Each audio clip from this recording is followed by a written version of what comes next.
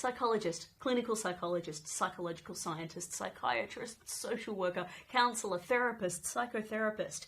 We hear these terms thrown around all the time, but what do they actually mean? Today I've brought along my colleague Anne Martin to help us unpack this idea. Welcome, Anne. Can you tell us what you're doing here today and just a bit about yourself? Hi Natalie, thank you for having me. I'm a registered psychologist, but I'm also completing my PhD here at UNSW, where I'm researching depression and anxiety. So I suppose you could also call me a psychological scientist as well as a psychologist. Mm-hmm. Given that I work across a couple of these professions, I'm hoping that I can explain to you all what they are and how they're different. Okay, excellent. So why don't we start with your work as a psychologist? What does a psychologist actually do? Well, this is what people stereotypically think of as psychology. So as a psychologist, I tend to do one-on-one therapy to help people work on their mental health. What's special though about psychology is that we use evidence-based interventions with a really solid foundation of research behind them. It's also pretty interesting as a field because we work across such a wide range of settings, including community centres, private practices, prisons, not-for-profit organisations and even hospitals. Oh, interesting.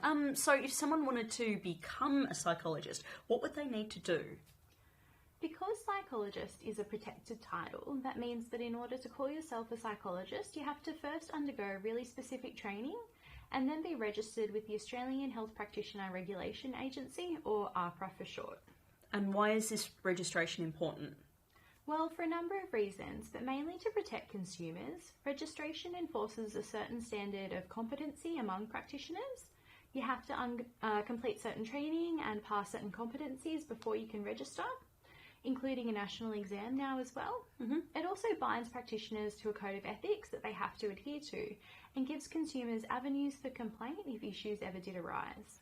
Okay, that's really good. Going back to the training, what's involved in becoming a psychologist? Well, we can pull up the AHPRA requirements for people to see if you like. So this is what's currently listed on the AHPRA website.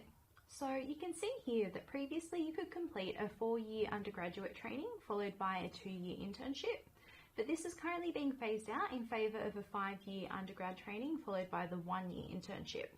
Or over here you can complete your 5th and 6th year master's program, which also puts you on track to work towards an area of endorsement. And that's the pathway that you took, right? Yes, that's right. So I'm working towards my clinical endorsement. Okay, and an area of endorsement, that's like a speciality?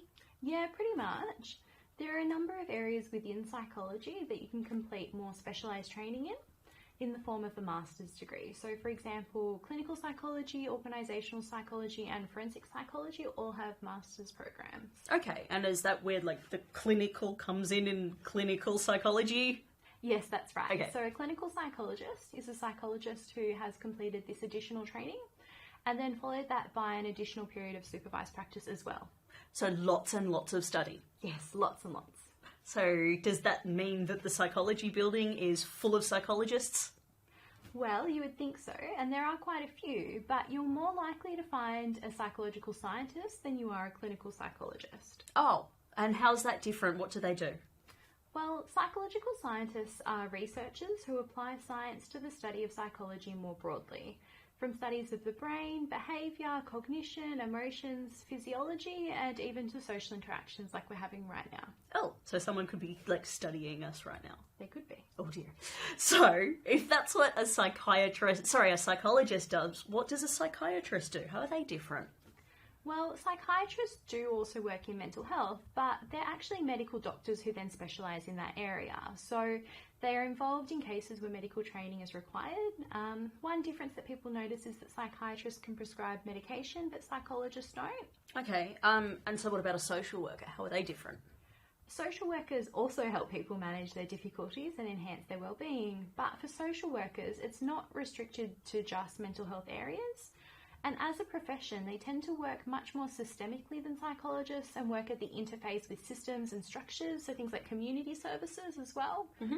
Often this can translate to case management, but sometimes counselling is also involved. One big difference is that social workers don't currently have to register with AHPRA, but they do have the Australian Association of Social Workers, which is a professional body that only those with accredited training can join. and many roles require this membership as a selection criteria for hiring. Okay, and so what about a counsellor or a therapist or a psychotherapist? How are they different? Well, these terms refer more to the type of work that people are doing rather than the profession or training of the person who's then doing that work. So anyone could call themselves a counsellor, therapist or psychotherapist. They aren't titles that are legally protected and require registration to use.